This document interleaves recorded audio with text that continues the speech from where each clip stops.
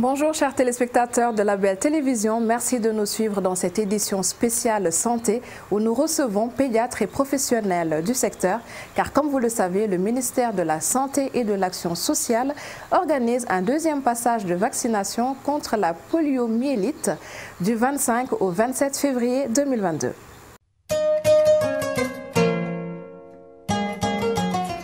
Les résultats des journées nationales de vaccination contre la poliomyélite organisées en décembre 2021 sont appréciables.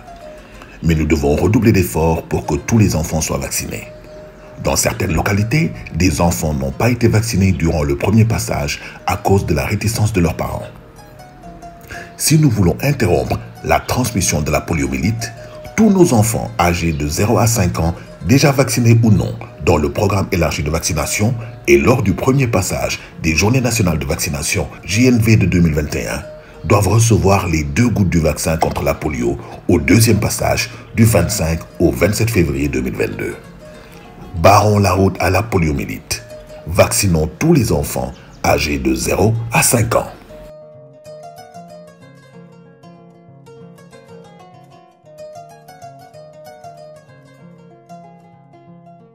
Pour rappel, il y a eu un premier passage en décembre 2021 et malgré le succès, des réticences des parents ont été constatées dans certaines localités. Alors qu'est-ce qui l'explique? Au micro, les professionnels nous en disent plus. Un premier passage avec M. Ousseynou Badiane, le chef de la division immunisation. Tout de suite.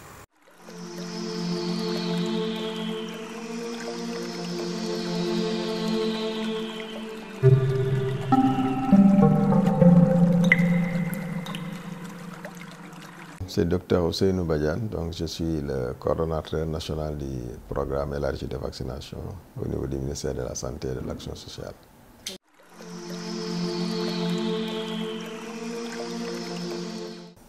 En fait, c'est vrai que le programme lutte contre beaucoup de maladies qui sont évitables par la vaccination. Il a été initié au Sénégal en 1979.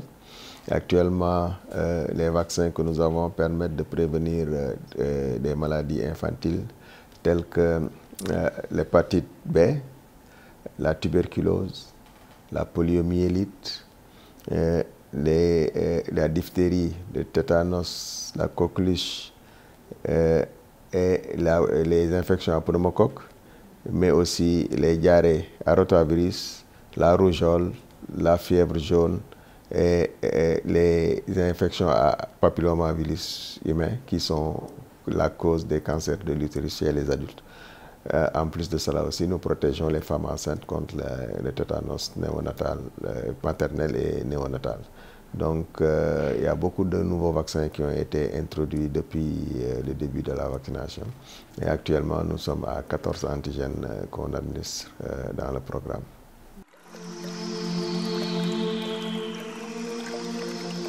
Le Sénégal a eu beaucoup de résultats dans la lutte contre la poliomyélite et depuis 2004, le pays a été déclaré libéré du poliovirus sauvage. Malheureusement, en 2010, nous avons eu une importation du virus qui nous a valu une épidémie de janvier à avril qu'on a pu maîtriser avec une riposte efficace et ça nous avait permis de garder notre statut de pays libéré de poliovirus sauvage. Mais malheureusement encore, au mois de janvier 2021, suite à la circulation d'un virus mutant au niveau de la sous-région, nous avons enregistré quand même des cas, dans un premier temps dans l'environnement, secondairement des cas humains de poliomyélite. Et ça aussi nous a amené à mettre en place un plan de riposte. Et dans le cadre de ce plan de riposte-là, nous avons eu à mener beaucoup d'activités. Entre autres, nous avons fait une campagne sélective avec le vaccin polio injectable. Et nous avons aussi organisé un premier passage avec le vaccin oral au mois de décembre. Et là, nous nous acheminons vers le deuxième passage de ces journées nationales de vaccination contre la poliomyélite avec le vaccin oral vers le 25 février. Et ça, c'est pour nous permettre d'arrêter la circulation du virus, de protéger tous les enfants, mais aussi de bouter la poliomyélite hors du pays, hors de l'Afrique.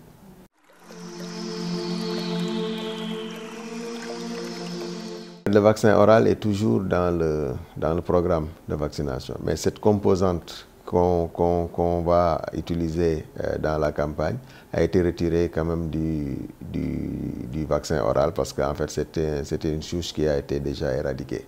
Maintenant, c'est un nouveau vaccin qu'on va utiliser donc, pour lutter contre ce type de virus dérivé qui est en train de circuler dans l'environnement.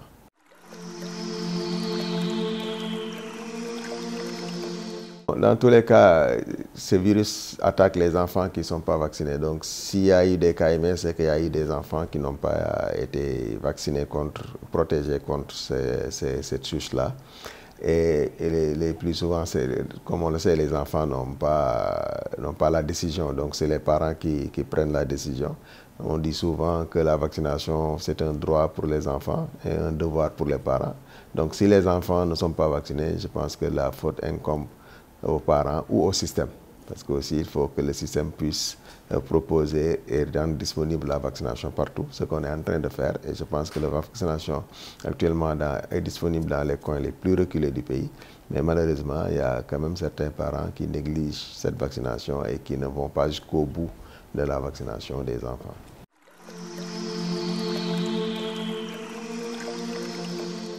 La vaccination a démontré ses avantages. Donc, il y a beaucoup de maladies infantiles qui ont disparu, qui ont beaucoup reculé grâce à la vaccination. Et je pense que tous les parents sont conscients de l'importance de la vaccination. Donc, ce qu'il faut, c'est qu'ils soient davantage vigilants pour que ces enfants-là puissent compléter toutes leurs vaccinations dans le calendrier qui est prévu. Donc, jusqu'à au moins l'âge de 2 ans. Donc, il y a les vaccins infantiles, mais aussi les jeunes filles doivent quand même continuer la vaccination avec le vaccin contre l'HPV. Donc, je pense que les vaccins, comme je l'ai dit, actuellement est disponible partout. Et je pense que donc, tous ceux qui peuvent porter leur voix doivent le faire pour que tout le monde soit au courant que ces enfants-là, pour qu'ils grandissent dans des bonnes conditions, doivent quand même au moins respecter le calendrier vaccinal et prendre tous les vaccins qui sont prévus dans ce programme.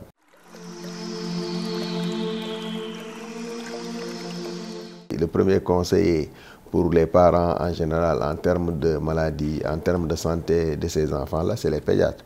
Donc, je pense qu'ils jouent un rôle très important de conseil. Parce que normalement, le pédiatre, avant de consulter l'enfant le plus souvent, ce qu'il va demander, c'est la carte de vaccination pour voir si l'enfant est à jour sur sa vaccination ou pas. S'il n'est pas à jour, il va l'orienter pour qu'on remette à jour son calendrier vaccinal. Mais aussi dans les campagnes de masse, ce qu'on voit souvent, c'est qu'il y a des gens, quand on vient pour les vacciner, ils demandent l'avis de leur pédiatre.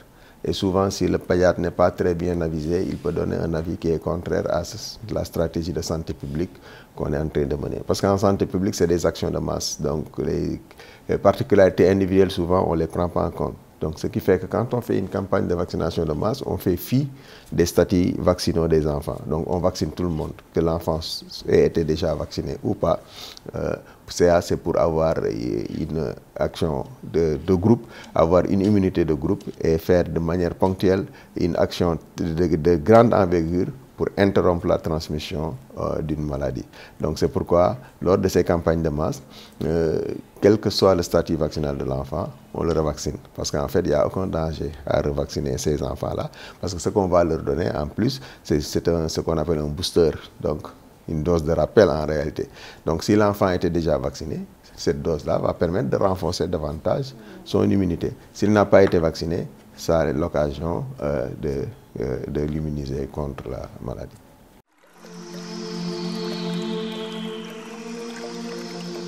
On cible au moins 95% des enfants, mais en réalité, la cible réelle, c'est tous les enfants. Donc, nous, notre souhait, c'est de vacciner tous les enfants. Donc, quel que soit leur lieu d'habitation et quel que soit l'endroit où ils se trouvent. Donc, notre objectif, c'est vraiment de toucher tous les enfants de moins de 5 ans. Et c'est seulement de cette manière-là qu'on pourra quand même avoir une immunité qui va permettre d'interrompre la transmission de la maladie.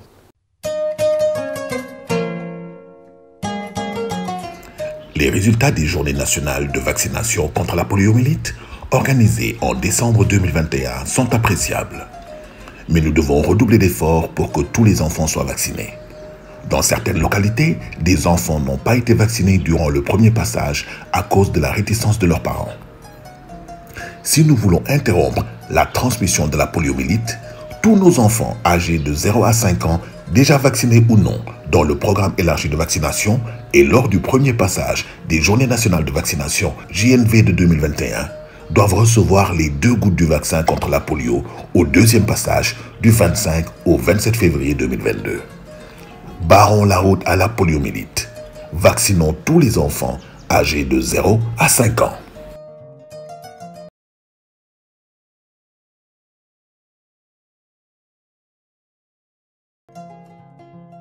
Téléspectateurs, nous venons donc de suivre l'intervention de Dr Ousseynou Badiane. Donc, suite à la mise en place de ce plan de riposte contre le vaccin au mois de décembre passé, un deuxième passage de vaccination contre la poliomyélite donc, est prévu, comme on vous l'a annoncé plus tôt, du 25 au 29 février. Et les équipes de vaccination vont faire du porte-à-porte au Sénégal pour éradiquer définitivement cette maladie. Le virus étant surveillé chez les hommes, mais également au niveau de leur environnement. Le deuxième passage va permettre donc de vacciner le plus grand nombre. Tout de suite, l'interview de M. Boli Diop.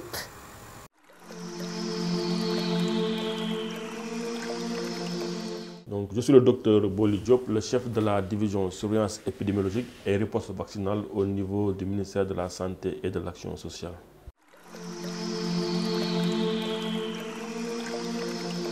Le ministère de la Santé organise le deuxième passage des Journées nationales de vaccination contre la poliomyélite. Je rappelle que le premier passage a été organisé du 17 au 19 décembre 2021 et ce deuxième passage sera organisé du 25 au 27 février. C'est une campagne porte-à-porte. Les équipes de vaccination vont aller retrouver les enfants âgés de moins de 5 ans au niveau de leur maison pour les vacciner. Donc c'est une vaccination orale contre la poliomyélite. Comme vous le savez, et pour le rappel, le Sénégal est en épidémie de poliomyélite depuis janvier 2021 parce que la surveillance épidémiologique avait en tout cas trouvé, n'est-ce pas, le poliovirus au Sénégal. Et depuis lors, beaucoup d'actions de santé publique ont été faites, notamment d'abord la première phase qui a consisté à vacciner les enfants irréguliers au VPI, vaccin polio injectable, d'abord au niveau de Touba, puisque c'était l'épicentre, ensuite au niveau national. Donc avec de bonnes couvertures, on a vu en tout cas que les cas humains devenaient rares. Mais comme vous le savez, on est en phase d'éradication de la poliomyélite. On surveille le virus aussi bien chez les hommes qu'au niveau de l'environnement. Et qu'au Sénégal, il y a des sites de surveillance environnementale et que le virus, en tout cas, continue toujours à circuler au niveau de l'environnement. C'est pour cela qu'on a organisé, avec l'appui de l'Organisation mondiale de la santé, des journées nationales de vaccination avec le polio oral pour arrêter, n'est-ce pas, la transmission du virus au niveau de l'environnement. Et ce deuxième passage va nous permettre de vacciner au moins 2 500 000 enfants, presque 3 millions, et que cette vaccination va se faire au niveau des 14 régions du Sénégal et au niveau des 79 districts. Donc les équipes, n'est-ce pas, vont faire la vaccination porte à porte. Donc ce ne sont pas les populations qui vont venir vers le structure de santé, mais c'est plutôt nos équipes qui vont se déplacer vers les maisons pour vacciner les enfants âgés de moins de 5 ans.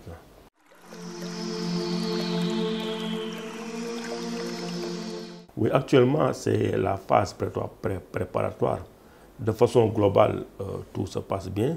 Les acteurs sont en train d'être orientés sur ces journées de vaccination, mais aussi on est en train d'acheminer la logistique en termes de vaccination. C'est le vaccin lui-même, parce qu'il faut que les équipes puissent avoir le vaccin, mais aussi la logistique qui entoure la vaccination, c'est la chaîne de froid avec les porte-vaccins et les glacières, mais aussi les marqueurs qui vont permettre, n'est-ce pas, d'identifier les enfants qui ont été vaccinés. Je rappelle, c'est un objectif d'atteindre au moins 95% des enfants pour avoir une performance attendue en termes de vaccination contre la poliomyélite.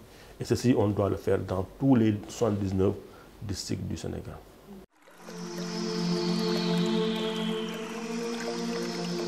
De façon globale, c'est l'ensemble des maladies évitables par la vaccination. Vous savez que le Sénégal a une longue tradition de vaccination, surtout chez les enfants. On connaissait, n'est-ce pas, les ravages que faisait la poliomyélite, mais la rougeole aussi en termes de mortalité et de morbidité, la fièvre jaune, la méningite, on en parle, le même que le tétanos. Mais toutes ces maladies actuellement ont régressé du fait de la vaccination. Donc, la vaccination en termes de santé publique est l'un des moyens d'investissement les plus sûrs en termes de coût-efficacité. Parce qu'avec la vaccination, on peut faire reculer beaucoup de maladies. Et c'est l'occasion, en tout cas, de remercier les acteurs de terrain. Parce qu'aujourd'hui, si on a eu à avoir des résultats probants, c'est qu'au niveau opérationnel le plus périphérique de notre système, il y a des gens de santé qui, tous les jours, vaccinent les enfants. Et le calendrier du PV commence dès la naissance. Les enfants se vaccinent maintenant jusqu'à l'âge de 15 mois et maintenant aussi avec le vaccin contre le cancer du col de l'utérus, les filles à partir aussi de 9 ans peuvent se vacciner contre le cancer du col. Donc de façon globale, la vaccination nous donne des résultats satisfaisants en termes de santé publique, ce qui fait qu'aujourd'hui beaucoup de maladies ont régressé.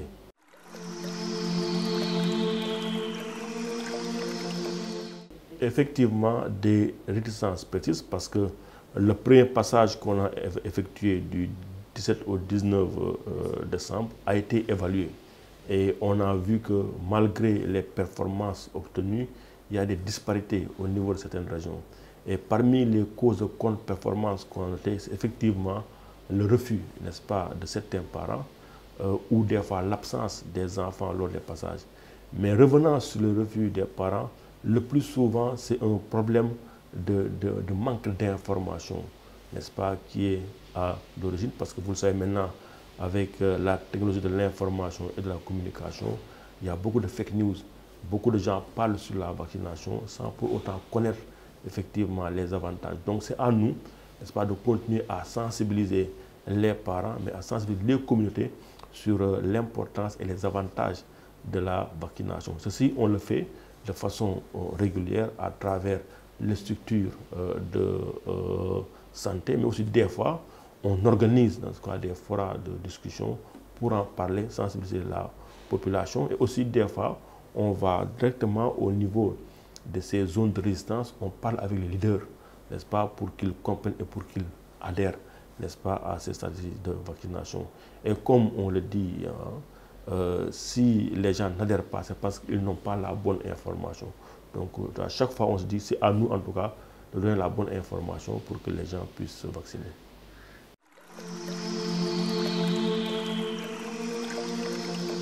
Les médias occupent une place importante. Aujourd'hui, on est en train de faire passer l'information à travers votre média. C'est aussi l'occasion de vous remercier par rapport en tout cas à cela pour que l'information, n'est-ce pas, puisse passer. Et aujourd'hui, ce n'est pas un secret de polichinelle.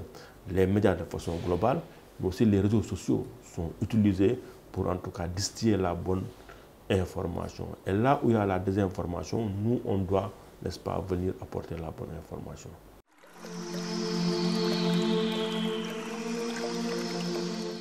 Notre dernier message, c'est d'appeler les parents à faire vacciner les enfants parce que la poliomyélite est une maladie mortelle, invalidante.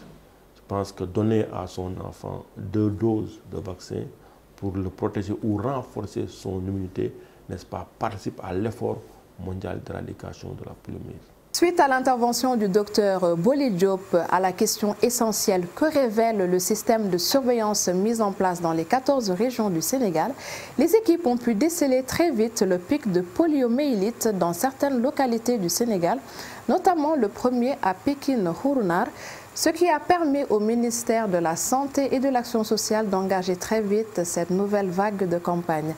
Tout de suite, le dernier intervenant, c'est le docteur Idrissa Dembaba, pédiatre à l'hôpital Albert Royer.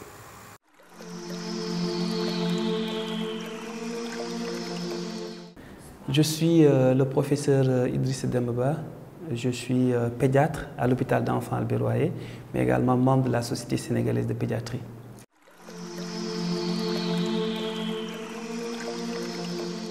Il s'agit d'une initiative vraiment que nous encourageons et que nous adorons totalement, initiée par le ministère de la Santé, donc c'est la deuxième campagne. Effectivement, parce qu'à chaque fois qu'il y a des petites flambées ou des cas de polio, qui est une maladie très grave, une maladie contagieuse, donc il est nécessaire de faire tout pour, n'est-ce pas, vacciner le maximum d'enfants. Et c'est à cause de ça que cette campagne a été initiée cette année.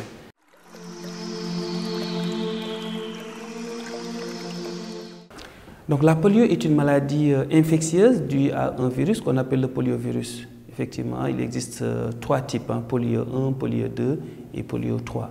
Maintenant, il s'agit surtout d'une maladie qui concerne les enfants et les enfants de 0 à 5 ans. Mais il faut considérer que c'est une maladie grave parce qu'elle est à potentiel épidémique, mais qui peut tuer, mais qui également, ce qu'on craint, même si elle ne tue pas, peut laisser des séquelles. Et ces séquelles à type d'handicap et qui sont souvent des handicaps qui sont définitifs.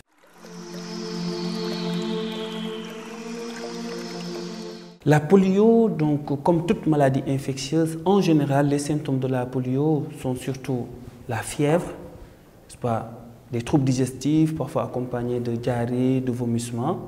Et on peut avoir certains enfants présenter des symptômes neurologiques à type d'agitation. Des fois, certains peuvent convulser, mais ce qu'on craint surtout, c'est cette paralysie, n'est-ce pas? Donc, il s'agit d'une paralysie de tous les muscles peuvent être concernés. Ça peut concerner les membres inférieurs, les membres supérieurs. Mais en général, dans la polio, il n'y a pas un trouble sensitif. Et surtout, cette paralysie, n'est-ce pas, elle est flasque, l'enfant devient complètement hypotonique. Et également, il faut noter, c'est accompagné de la fièvre. Et tout ça, ça s'installe de façon aiguë. Et ce qu'on craint, c'est surtout pendant cette récupération, donc qu'il y ait des paralysies qui sont définitives. Donc certains vont devenir handicapés moteurs, donc vont avoir du mal à utiliser leur membre inférieur. Ça peut être les 2 membres, ça peut être un membre supérieur. Et en général, c'est ce qu'elle reste presque toute la vie. C'est ça qui fait surtout la gravité de la maladie.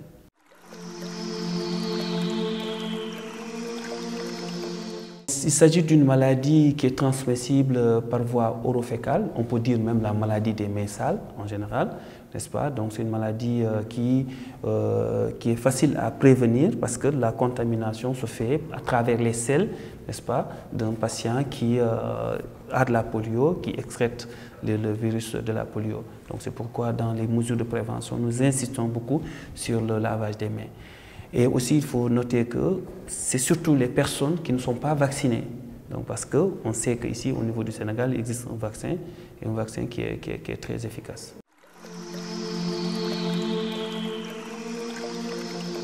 Les virus, de façon globale, n'est-ce pas, on fait surtout le traitement symptomatique, c'est-à-dire que vous avez de la fièvre, on vous donne un médicament, du paracétamol, pour calmer la fièvre. Quelqu'un vomit beaucoup, on vous remplace les pertes hydriques.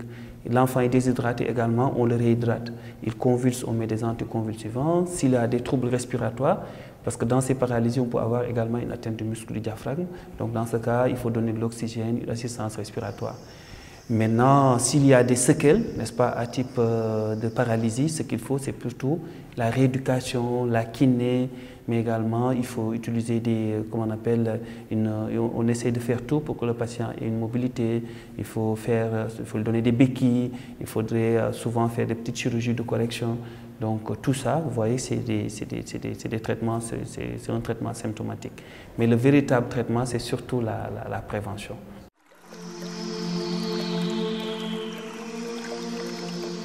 Donc ce qu'il faut dire aux parents, c'est que la polio est une maladie grave, une maladie à potentiel épidémique. Bien que ici au Sénégal, nous ayons une bonne couverture vaccinale, et d'ailleurs c'est ça qui a fait que les cas de polio avaient complètement disparu, mais le ministère de la Santé, à travers sa division de surveillance des maladies, n'est-ce pas, la polio est une maladie qui est surveillée, qui est traquée, aussi bien au niveau, en tout cas au niveau des postes de santé, des centres de santé. Dès qu'on a un cas de polio, on fait tout pour investiguer, pour savoir d'où vient l'origine. Donc ce qu'on dit aux parents, même si votre enfant est vacciné, c'est-à-dire dans le programme élargi de vaccination, Il y a ce qu'on appelle le polio 0 qui se donne presque à la naissance. Il y a le polio 1, polio 2, polio 3 qui se donne à 6, 10 et 14 semaines. Même si votre enfant a reçu le vaccin, donc le nouveau vaccin qu'on donne, c'est un vaccin qui permettra de booster. Donc ça va être comme une sorte de dose de rappel et qui va beaucoup mieux protéger votre enfant. Donc que les parents n'aient pas de crainte, même si leur enfant est vacciné contre la polio, donc si les agents du ministère de la Santé passent, n'est-ce pas, qu'ils laissent leurs enfants recevoir cette dose de vaccination qui va permettre encore de renforcer, n'est-ce pas, la protection de votre enfant. C'est vraiment le message qu'on leur fait passer.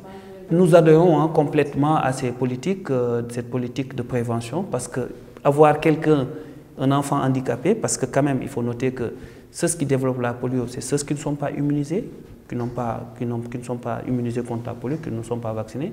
Donc on sait qu'on n'a pas une couverture à 100%, mais on a une couverture autour de 95%. Donc vous voyez, c'est élevé, mais quelqu'un peut faire les 5%. C'est vrai qu'il y a une immunité collective, mais on peut toujours avoir des risques de développer la polio.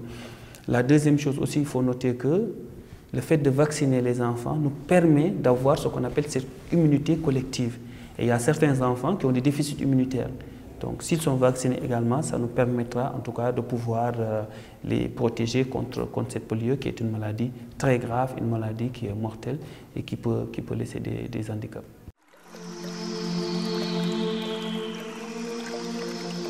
Mon mot de la fin, c'est surtout d'encourager les parents, de féliciter le ministère de la Santé, n'est-ce pas, à travers tout le programme élargi de vaccination et que cette campagne, nous les pédiatres, nous y adhérons et que toute la population se fasse vacciner pour pouvoir en tout cas éradiquer complètement la polio qui quand même était une maladie qui était éradiquée pour qu'on n'ait pas une réémergence de cette maladie qui est une maladie qui est évitable par la vaccination. Et surtout aussi adopter les règles d'hygiène, bien se laver les mains et donc ça c'est des choses que nous encourageons.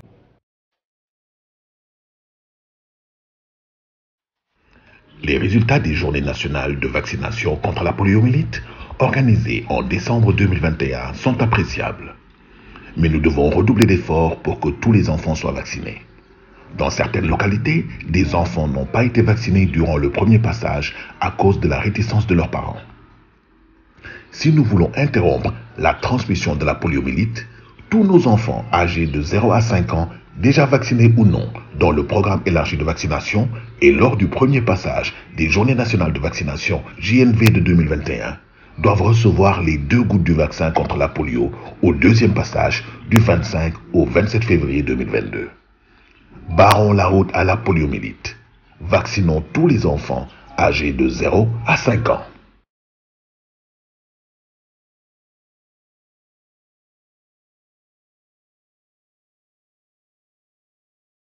Merci à tous de nous avoir suivis. J'espère que ces conseils vous seront utiles et que vous ne manquerez pas de faire vacciner les enfants contre la poliomyélite. À très vite.